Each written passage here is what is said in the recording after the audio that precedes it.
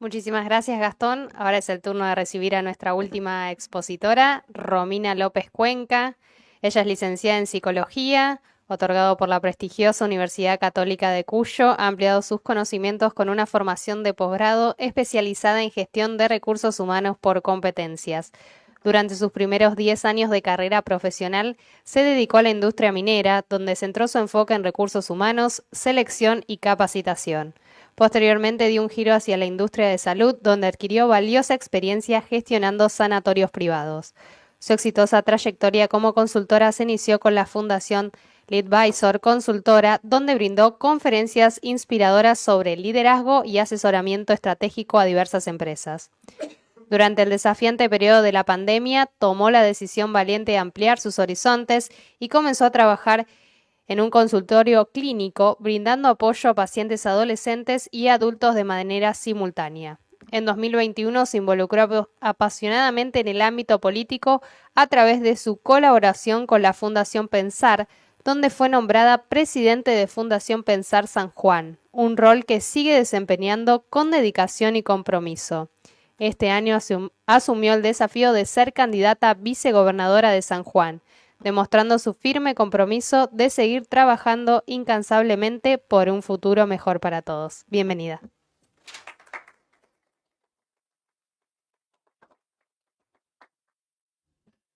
Buenas tardes.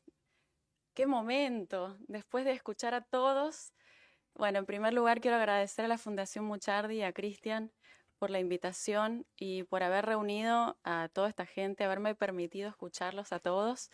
Así que me voy sumamente enriquecida. Y bueno, cuando agradezco la invitación, pero quiero comentarles que soy una impostora. ¿Escucharon hablar del síndrome de la impostora? Cuando a mí me hacen estas invitaciones, me aparecen los síntomas de este síndrome. Entonces ahí yo me pregunto, ¿por qué me invitan a mí? ¿Por qué a mí en particular? Se les cuento un poco de qué es este síndrome de la impostora. Este síndrome se descubrió ya en el 1978, especialmente en las mujeres, donde se veía que habían personas que por más de que tuvieran logros evidentes para otras personas, para sí mismas no lo eran. Entonces como que no se lo creían, sentían que eran un fraude y que lo iban a descubrir, que iban a descubrir que eran impostores, que eran un fraude. Este síndrome no, bueno, yo como psicóloga les tengo que decir, no aparece en los manuales de psicología como tal, ¿sí? Pero sí es evidente en la sociedad. Entonces, ahí es donde tenemos que empezar a preguntarnos de dónde viene, si tiene que ver con la autoestima de las mujeres. Y investigaciones más recientes, en el 2020, investigaciones europeas, se deciden a decir de que es un problema social, de que tiene que ver con que la sociedad, los estigmas masculinos, han disminuido notoriamente la autoestima de la mujer en el mundo laboral y provoca que se sientan de esta manera, que se sientan fraudes, que se sientan impostoras. Entonces, bueno, es algo sobre lo que tenemos que trabajar socialmente, considerar esto, que si es una cuestión social, no puede seguir pasando, ¿sí? Tenemos que dar un lugar a la mujer que de ser considerada como igual. ¿Cómo? Cuestión de género, sí. Bueno, después, en esto, acá les quería contar una anécdota personal. Recuerdo cuando Cristian me dijo, cuando charlamos un poco cómo iba a ser qué tema podía tocar, él me dijo, no es una clase. Yo estoy acostumbrada a dar clases y dar conferencias. No, no, no es una clase. Entonces dije, bueno, voy a aprovechar esta instancia de contar algunas anécdotas personales. Y con esto del síndrome de la impostora, recuerdo cuando ahora en las elecciones pasadas yo estaba como candidata a vicegobernadora, mi compañero de fórmula, el candidato a gobernador, lo llaman a un programa de televisión y le preguntan, ¿y usted cree que Romina va a ser capaz de estar al frente de la Cámara de Diputados con 30 diputados hombres? Yo cuando escuché esto, yo dije, ay, qué comentario machista. No sé si a ustedes les pasó lo mismo, pero no podía creerlo. Decía, ¿por qué no? ¿Por qué piensan así? ¿Ustedes creen que esa persona, ese periodista, hubiera hecho ese comentario si quien se postulaba a vice era un hombre?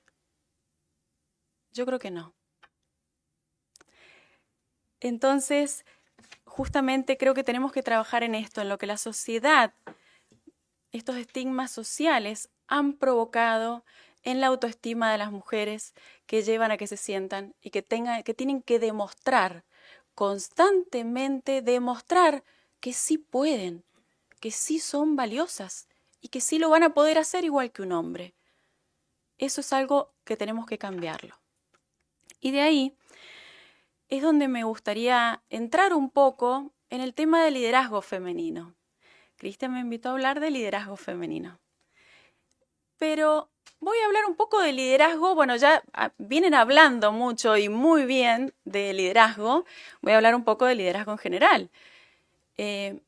Para mí hay factores clave en el liderazgo, como son la visión, la convicción y la perseverancia. Creo que los líderes que más impacto tienen son los líderes visionarios. Es decir, que tienen muy claro a dónde quieren llegar. Como recién hablaba Marcos también, un líder emprendedor, pero tiene clara la visión, a dónde quiere ir, a dónde está el crecimiento. El líder visionario. En primer lugar, un líder tiene que tener personas que lo sigan.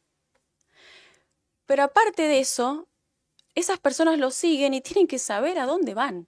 Por eso es tan importante que tenga clara la visión y que marque la visión. Y respecto a la convicción y a la perseverancia, es porque entre medio, en el camino, en ese camino de llegar, entre medio, pasan cosas difíciles. Aparecen muchas dificultades en ese camino. Entonces, frente a esas dificultades, es donde el líder tiene que superarlas. Tiene que constantemente superar las dificultades. Y ahí les voy a contar una anécdota personal, que no suelo contarla. Pero hoy dije, bueno, me voy a involucrar también desde lo personal. Cuando yo tenía 18 años, nosotros vivíamos con mi madre, mis padres estaban separados, vivíamos con mi madre. Yo la mayor, 18, mi hermana 17 y mi hermano 14. Y mi madre decidió irse, se fue, ¿sí? Se fue de la provincia, se fue, no supimos, en esa época no habían celulares, no sabíamos de ella, nos quedamos solos. No fue algo fácil para nosotros, fue bastante duro desde lo emocional. Y yo estaba empezando mis estudios de psicología, estaba arrancando la universidad, pero mi visión era que yo iba a ser profesional. Entonces, bueno, a un lado los problemas familiares y a meterle para adelante. Tenía muy claro lo que quería, o sea, nada me iba a afectar.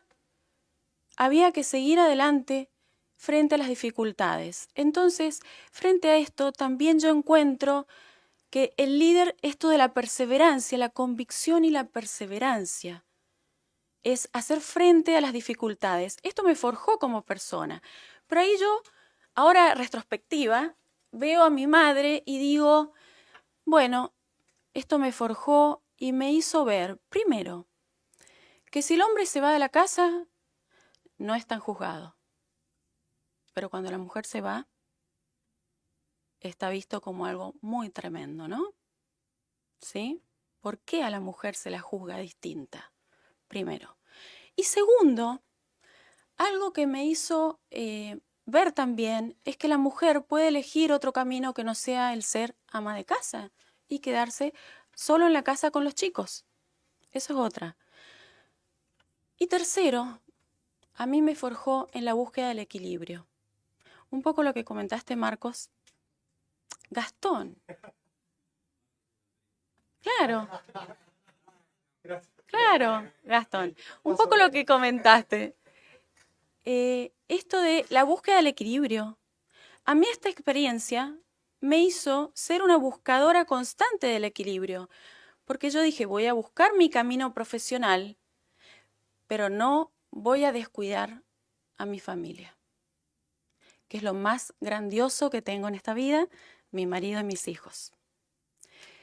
Pero acá, con esto engancho la mujer madre, la mujer profesional con sus hijos y su familia, que va de la mano de lo que mencionaron más temprano, las mujeres que disertaron, que hablaban de los techos de cristal.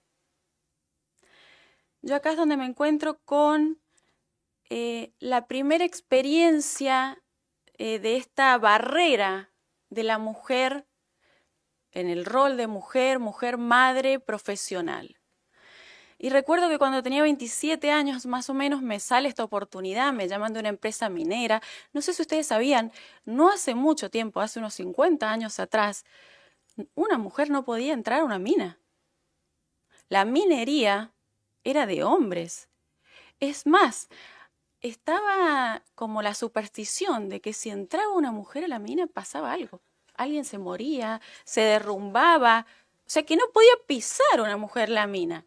O sea que, bueno, un mundo de hombres. Y ahí entraba yo, me llaman de esta empresa minera.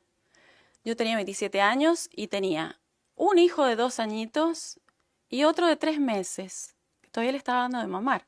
Era un bebito, 2 bebitos tenía. Y me llaman para entrar acá en el área de recursos humanos a hacer selección y capacitación. Entonces, una oportunidad espectacular. Yo ya había pasado... Ay, me voy a sacar un poquito de agua. Yo ya había pasado la primera ronda de test, la segunda ronda de test, y se venía la entrevista final. Había llegado a la final en esa candidatura de entrevistas. Y dije, no voy, porque en esto del equilibrio me hacía ruido. ¿Cómo con 2 chiquitos voy a ir a esta entrevista laboral a meterme en una empresa 8 o 9 horas por día? Dije, bueno, voy a ir y lo voy a explicar personalmente. Yo me presenté a la entrevista y les digo, bueno, vengo a avisar que no voy a poder postular. Y les explico el motivo. Entonces, algo que vale la pena destacar. Quien me entrevistó era una mujer. Scarlett Jara, una mujer chilena, nunca la voy a olvidar, una gran mentora. Me entrevistó Scarlett y yo cuando le digo esto, es que tengo 2 bebés y yo quiero el equilibrio, familia, el vínculo temprano como psicóloga. Y me dice, ¿y tú qué quieres? Entonces yo no le puedo creer, digo, ¿qué esto me está pasando a mí? Y part-time, ¿ok? Part-time. Me dijo, yo sé que después vas a dar más. Me contrató part-time. O sea, logré el equilibrio tan soñado. Pude entrar a trabajar a la empresa y ver y seguir criando a mis chicos. Con el tiempo, también, aparte de lo clave de esto de que ella era mujer, sino también que con el tiempo, al destacar mi talento, les recomiendo leer el cuento de las 9 vacas, ella vio mi talento y me dijo, tú puedes dar más. ¿Qué hizo? Y que yo diera más. O sea, no podía darle menos, ¿sí? Entonces eso también es lo que despierta un líder, es la confianza que inspiramos en los otros. Entonces, bueno, empecé en este trabajo y lo clave de esto, que era mujer. ¿Por qué lo digo y lo repito? Porque hoy en día yo todavía me sigo dedicando al reclutamiento en empresas y todavía, año 2023, me dicen que no sea mujer y que no quiera y que no tenga hijos chicos, porque faltan mucho. Y que no se vaya a quedar embarazada. O sea, que no esté en edad fértil porque se va a quedar embarazada. Todavía. Me dedico a esto y les digo que pasa todavía. Y yo les digo, y yo nunca falté a mi trabajo ni con mis hijos enfermos. Entonces, ¿por qué piensan eso de las mujeres? Todavía tenemos mucho camino por recorrer. Estas anécdotas yo se las cuento porque quiero inspirar, pero no solo a mujeres, hay muchos hombres en esta sala. Entonces necesitamos de ustedes que nos acompañen y que nos vean de otra manera. Y hablando de esto, hablé de liderazgo en general y como ven no hablo de liderazgo femenino, ¿sí? Porque hoy me preguntaron 2 veces antes de entrar, che, ¿y hay un liderazgo femenino? Y la verdad que acá es donde les voy a contar una noticia. En la base del liderazgo, en la base de competencias y de capacidades, somos iguales. ¿Sí? Somos iguales. Es liderazgo. Lo puede ocupar un hombre, una mujer, somos iguales.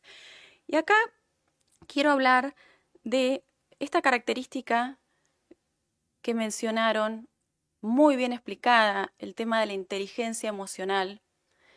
Y quiero hablar un poco de esto, porque esto del liderazgo masculino y femenino que todavía se habla, y quiero hablar de la inteligencia emocional, que es otra de las características más importantes que yo he visto en los líderes.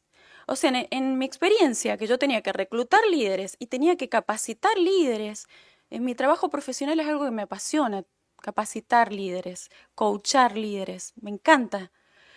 Y en esto empecé a ver que en realidad la falla de uno o de otros tenía que ver con el mal manejo de la inteligencia emocional.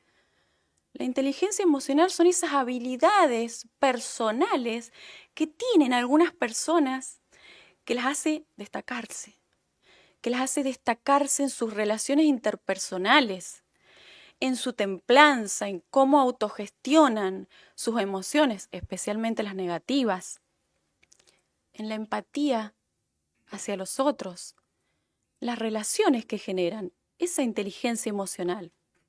Esa inteligencia emocional está en nuestro cerebro. A veces ponen un corazoncito, ¿ven? Corazón, cerebro, pero en realidad está en nuestro cerebro. Y en estructura cerebral tenemos las mismas capacidades. La inteligencia emocional radica en una zona que se llama sistema límbico, en una zona que se llama amígdala, que está como por acá, ¿sí? Que tiene el tamaño de una almendra. Esa amígdala es la que funciona como el centro de las emociones. Funciona como una señal de alarma, que cuando alguien nos ataca, en la antigüedad hablábamos de ataque físico, ahora también hablábamos de ataque en lo emocional, a nuestra autoestima, a nuestro ego. Cuando nos sentimos atacados, esa señal de alarma se prende, esa amígdala se enciende y nos hace reaccionar.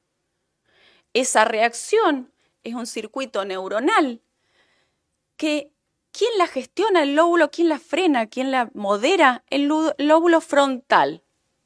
El lóbulo frontal es el que dice, che, pará, no vas a responder de esta manera, esa barbaridad le vas a decir, pará un poco, calmate. Eso lo hace el lóbulo frontal, es el que te da las opciones. Pará, y si pensamos otra alternativa, esos circuitos neuronales y ese desarrollo de esa conexión entre la amígdala y el lóbulo frontal es igual en hombres y en mujeres. ¿Sí? Quiero contarles esa noticia. ¿Liderazgo femenino? No, es liderazgo de hombres y de mujeres. Es igual, ¿sí? Así que tenemos las mismas capacidades. ¿En qué radica la diferencia entre una persona y otra? Bueno, Freud hablaba de las series complementarias. ¿Qué decían las series complementarias? Tenemos el temperamento, que es la base genética hereditaria, ¿sí? O sea que si mis padres genéticamente eran impulsivos, temperamento impulsivo, más carácter, que son las experiencias infantiles. O sea que si aparte que tengo la genética impulsiva, se tiraban los platos por la cabeza, ¿sí? Sumamos temperamento y carácter, nos da una personalidad impulsiva, ¿sí? Eso aplica a todo. Hombres, mujeres, a todo el desarrollo de nuestra personalidad. Eso decía Freud. Freud en ningún momento habló de que hubieran diferencias por diferentes genitales. ¿Sí? No hay diferencia. La inteligencia emocional, las capacidades para liderar no tienen que ver con el género. Así que eso lo tenemos que grabar a fuego y tenemos que creérnoslo. Eso tenemos que creérnoslo. Y acá quiero enganchar, hablando de inteligencia emocional en los líderes, me gustaría mencionar la importancia de esto en el liderazgo político. El liderazgo político necesita que nuestros líderes políticos tengan inteligencia emocional y salud mental. Venimos hablando de liderazgo organizacional. El liderazgo organizacional, ¿qué pasa? Se encuentra con una traba, no sé si ustedes lo han notado. Si a nivel macro, los líderes políticos, el país no funciona, tampoco funcionan las organizaciones. Entonces ahí es donde tenemos que empezar a ver esto, la importancia del liderazgo político y la inteligencia emocional y la salud mental en los líderes políticos. ¿Por qué? Porque el líder político, sobre todo, tiene que saber autorregular sus emociones frente a las grandes frustraciones con las que se va a encontrar. Es mucho más difícil el camino. Por otro lado, tiene que saber regular su ego y subordinarlo al bien común y al bien social. El liderazgo político tiene una característica adicional, que es el bienestar, buscar un bien trascendente, un bien social y un bien común trascendente. Los mejores líderes políticos son los que trascienden en la historia, son los que buscaron desarrollar democracia, paz, estabilidad. Eso es lo que busca un líder político de verdad, que puede trascender en esos valores. Nadie se va a acordar de un líder político por cuántas calles pavimentó o cuántos puentes hizo. De los que nos acordamos son los que lograron trascender en el tiempo por estos valores. Y ahí quiero dejar un mensaje a las mujeres que se tienen que involucrar también en política. Así como hoy en día tenemos oportunidades que antes no teníamos. Hay un camino recorrido de muchas mujeres que vienen luchando por espacios. Hoy tenemos paridad de género. Hay muchas mujeres que vienen creando estos caminos y que han dado incluso su vida años atrás por dejarnos estos espacios. Los tenemos que aprovechar. Yo quiero invitar a las mujeres a que empiecen a involucrarse en organizaciones y en política, que ocupen estos espacios que hoy en día hemos ganado, que se han ganado, pero tenemos que involucrarnos, que no están solas, que somos muchas y que ahora nos tenemos que dar fuerza y acompañar. Y ese es mi mensaje, inspirar y que invitarlas a que se involucren. Y en esto de inspirar, para mí es muy importante dejar huella. Hay una frase de autor desconocido que a mí me gusta mucho, que dice: cuando una persona planta un árbol, aún sabiendo que no disfrutará de su sombra, esa persona entendió el sentido de la vida. Y creo que hoy estamos todos acá por eso. Estamos sembrando. No sabemos qué resultados tendremos, ni cuándo, pero lo importante es que sembremos y que dejemos una huella. Muchas gracias.